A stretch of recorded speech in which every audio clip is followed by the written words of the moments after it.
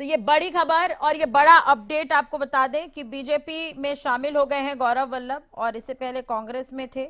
और social media में कई उन्होंने पोस्ट भी लिखी है जिसमें उन्होंने कांग्रेस को दिशाहीन बताया है। बॉक्सर विजेंदर कल ही शामिल हुए हैं बीजेपी में, कांग्रेस छोड़कर बीजेपी में शामिल हुए। आपको बता दें कांग्रेस पार्टी से इस्तीफा देने के बाद गौरव वल्लभ भारतीय जनता पार्टी में शामिल हो गए हैं।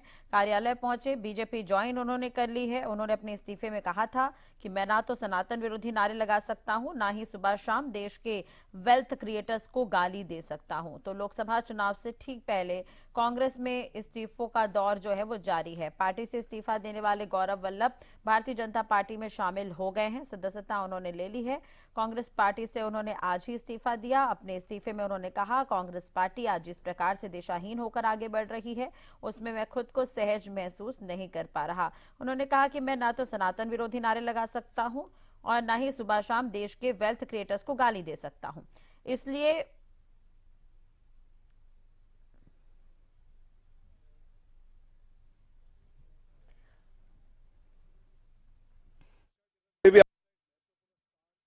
चार्टर्ड अकाउंटेंट स्वयं है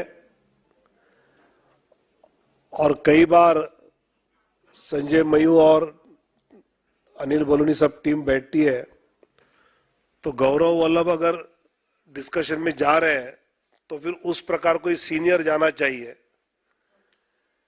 ऐसी चर्चा उनके कमरे में मैंने सुनी है और ऐसे गौरव जी का आज पार्टी ज्वाइनिंग हो रहा है, मैं उनका स्वागत करता हूं। साथ ही बिहार कांग्रेस अपना अस्तित्व खत्म करने के लिए खुद तुली है। जिस प्रकार प्रदेश के नेतृत्व को पूछे बिना बिहार के कांग्रेस पार्टी पर कुछ निर्णय थोपे जा रहे हैं और उससे वहां के नेता काफी दुखी है।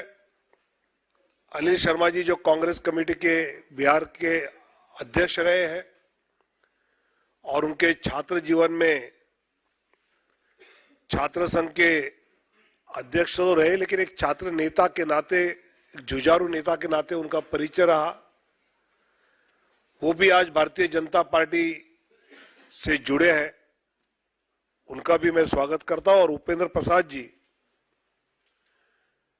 जो महागठबंधन के केवल प्रत्याशी नहीं तो एक उस बिहार के इलाके में एक शक्ति रही। आज उपेंद्र जी भी भारतीय जनता पार्टी में आदरणीय नरेंद्र मोदी जी के नेतृत्व में विकसित भारत की संकल्पना को मजबूत करने के लिए जुड़ चुके हैं। इन तीनों का मैं स्वागत करता हूं और इन तीनों के आने से मैं मानता हूं कि गौरव जी है, अनिल जी है, उपेंद्र जी है, इन तीनों के पार्टी प्रवेश से पार्टी को तो बल मिलेगा, लेकिन उनकी क्षमताओं का उपयोग करते हुए हम जो विकसित भारत की संकल्पना लेकर चल रहे हैं उस पर और गति से चल पाएंगे, ये मुझे विश्वास है। धन्यवाद। मेरा निवेदन होगा माननीय गौरव वल्लभ जी से कि आपको संबोधित करें।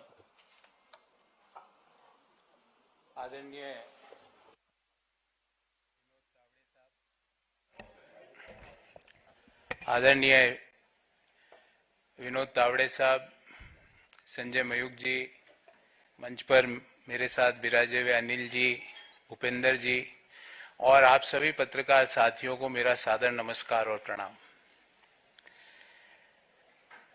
मैंने एक पत्र भी सुबह सोशल मीडिया के विभिन्न प्लेटफॉर्म पर डाला, आप लोगों ने जरूर देखा होगा। और उस पत्र में मैंने अपने दिल की सारी व्यथाएं, इश्यूज जो मैं समय समय पर कांग्रेस पार्टी की लीडरशिप को अवगत भी कराता था, वो मैंने सारे उसमें लिख दिए। उसके अलावा मुझे कुछ नहीं कहना। मेरा दृष्टिकोण शुरू से ये रहा है कि भगवान श्री राम का मंदिर बने, न्योता मिले, और हम न्योते को कांग्रेस पार्टी लिख के भेजे कि हम नहीं जाएंगे, मैं इसे स्वीकार नहीं कर सकता।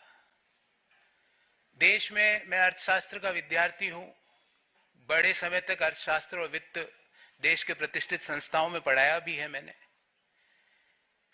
सुबह से शाम वेल्थ क्रिएटर्स को गाली, उन नीतियों को गाली, निजीकरण, उदारीकरण, वैश्वीकरण, जो पूरी दुनिया मानती है कि जो डॉक्टर मनमोहन सिंह जी और पीवी नरसिम्हा राव जी की सरकार ने किया, उन नीतियों को गाली।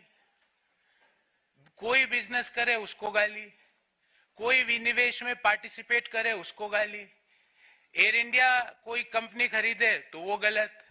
तो मुझे लगता है कि कहीं ना कहीं जो नीतियां हैं और जो इश्यूज हैं उसको कांग्रेस पार्टी टैकल करने में कहीं ना कहीं बड़े गैप उसके अंदर आ रहे हैं, और मैंने अपनी चिट्ठी में भी यही लिखा है। और मैंने प्रमुख कारण यह बताया कि मेरे में इतनी ताकत नहीं है कि मैं सुबह से शाम बैठकर वेल्थ क्रिएटर्स को गाली देता फिरूं, मैं नहीं दे सकता। मेरे में इतनी ताकत नहीं है कि जब सनातन धर्म के ऊपर सवाल उठाए और मैं चुपचाप बैठ जाऊं, मेरे से नहीं होगा। कांग्रेस पार्टी के नेताओं ने, कांग्रेस पार्टी के जो अलायंस पार्टनर्स हैं, उन्होंने सनातन धर्म के ऊपर बड़े बड़े प्रश्न उठाए, क्यों उसका जवाब नहीं दिया गया? एक इश्यू तो आप छोड़ नहीं सकते ना, उस इश्यू को तो आपको जवाब तो देना पड़ेगा। मैंने सारे विस्तार से ये सारी बातें इस चिट्ठी में लिखी है। मैं आदरणीय संजय मयूख जी से आग्रह करूंगा कि मेरी इस चिट्ठी की एक प्रति आपको जरूर दें, ताकि आपको पता लगे कि मेरा इश्यू बेस्ड रिजर्वेशंस क्या थे। और मैं महाभारत के इस छंद से अपने आप को हमेशा रेगुलेट और डायरेक्ट करता हूं, जो मैंने इस चिट्ठी में भी लिखा है। धर्म एवं हतो हंति धर्मो रक्षति रक्षित, तस्य धर्मो न हंतव्यो मा नो धर्मो हतो वधित। अर्थात धर्म के मामले में आप चुप्पी साध लो, जो गालियां दे रहे हैं सनातन को आप चुप्पी साध लेते हो, वेल्थ क्रिएटर्स को जो गाली दे रहा है आप चुप्पी साध लेते हो, और उल्टा गालियां दे रहे हो। देश में वेल्थ क्रिएशन जुर्म नहीं हो सकता। देश में जो नीतियां उदारीकरण की, निजीकरण की, वैश्वीकरण की नीतियां हैं, वो गलत नहीं हो सकती। आज आप इसलिए उन चीजों को गलत बोलते हो क्योंकि वो एक ऐसे व्यक्ति उन चीजों को आगे लेके जा रहा है जिनको आपको सुबह से शाम गाली देनी है। मैंने कम से कम 300-400 प्रेस वार्ताएं करी है साथियों, आपने भी कहीं ना कहीं मुझे जरूर देखा होगा। मैंने इश्यू बेस्ड रिजर्वेशंस पे बात करी है, व्यक्ति परक्ष आरोप आलोचनाएं नहीं करी है। व्यक्तियों के बारे में राजनीतिक पार्टियों पे आक्षेप नहीं होते। राजनीतिक पार्टियां आइडियोलॉजीज पर आधारित होती है, और जो आइडियोलॉजीज पर मैं ये सोच के कांग्रेस पार्टी, जिस आइडियोलॉजी को सोच के मैंने ज्वाइन किया था कि नए आइडियाज का, इंटेलेक्चुअल आइडियाज का, नए सोच का वहां पर सम्मान होगा, पर नए सोच का, नए आइडियाज का, नए लोगों को सम्मान छोड़ के क्रश करने की प्रक्रिया भारत को आगे नहीं ले जा सकती।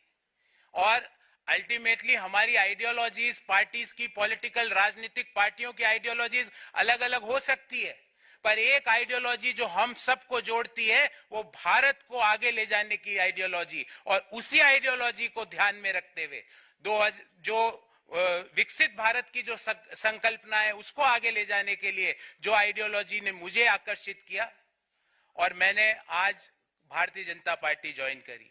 मुझे उम्मीद है मैं अपनी योग्यता का, अपने ज्ञान का, अपनी समझ का प्रयोग भारत को आगे ले जाने में जरूर भारतीय जनता पार्टी के माध्यम से कर पाऊंगा, और मैं अति प्रसन्न हूं। मैंने मेरी दिल की बात सारी लिख दी है, इससे ज्यादा ना तो मुझे किसी के व्यक्ति के बारे में टीका टिप्पणी करनी है। जो इश्यूज, और ये इश्यूज मैंने ऐसा नहीं कि पहली बार उठाए, पार्टी के हर पटल पे इन इश्यूज को मैंने समय समय पर उठाया और बेरोक टोक उठाया, पर जब आप इनको नजरअंदाज कर रहे हो तो मुझे लगता है कि भारत को आगे ले जाने में आपका कंट्रीब्यूशन नहीं है। और जब मैं अपना कंट्रीब्यूशन भारत जैसे महान देश को आगे ले जाने में नहीं दे सकता तो मैं वहां रहकर कुछ नहीं कर सकता। इसलिए मैंने प्रधानमंत्री नरेंद्र मोदी जी के विकसित भारत की संकल्पना को आधार बनाकर देश को आगे ले जाने की, जो डेवलप्ड नेशन बनाने की जो मोदी जी का सपना है, उसको साकार करने के लिए जो भी मेरे से योगदान होगा वो मैं पूर्ण रूप से दूंगा। इससे ज्यादा मैं आज आपसे कुछ नहीं कहना चाहता। बहुत बहुत धन्यवाद, बहुत बहुत धन्यवाद तावड़े साहब, संजय जी और आप सभी लोगों को जिन्होंने मुझे ये अवसर दिया।